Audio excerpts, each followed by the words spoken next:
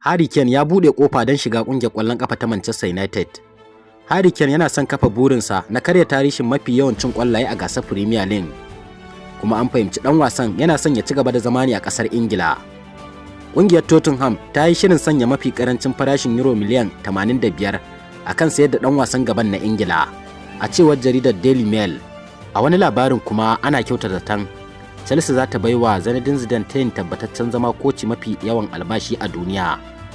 Za ta bashi tayin kwantiragin da zai kai euro miliyan 50 a kowace kakar wasa a matsayin albashi, inji dan jaridar nan Edward Inda. Wani rahoto ya bayyana cewa kungiyar kwallon kafa ta Arsenal na shirin zawarcin dan wasan tsakiyar Real Madrid Kamavinga. Kocin Arsenal Mikel Arteta yana son daukar dan wasan tsakiya a matsayin aro, a cewar jaridar Evening Standard. A nan ma dai an bayyana cewa kungiyar kwallon kafa ta Liverpool na shirin daukar dan wasan tsakiyar Chelsea Mason Mount a ƙarshen kakar wasa ta bana. Idan dan wasan na Ingila bai tsawaita kwantiraginsa da kungiyar kwallon kafa ta Chelsea ba, inji Guardians. A nan kuma a cewar Florian Petersburg, Real Madrid na ɗaya daga cikin kungiyoyin da suka zama babban burin Thomas Tuchel na gaba tare da kulab ɗin Barcelona. Tuchel kuma yana koyon yaren Spaniyanci, ma'ana ya sanya babban burin nasa da gaske game da zaɓinsa ya zama ɗaya daga cikin kocin ƙungiyoyin na gasar La Liga. A nan ma dai an bayyana cewa ƙungiyar ƙwallon ƙafa ta Barcelona ta tabbatar da cewa a hukumance bata sami zaɓin siyan ɗan wasa Yani Carrasco a matsayin wani ɓangare na yarjejeniyar Memphis Depay da Atletico Madrid ba.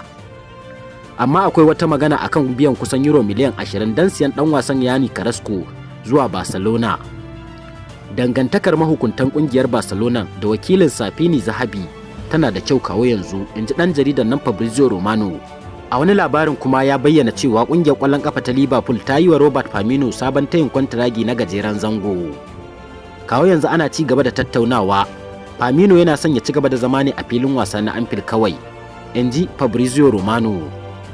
Jan Oblak ya sanar da kungiyar kwallon kafa ta Atletico Madrid cewa wannan ita ce kakar wasansa ta ƙarshe a kungiyar. Nufinsa kenan yana son zuwa gasar Premier League ne, kuma yana shirye saurari duk tayin da ya zo masa.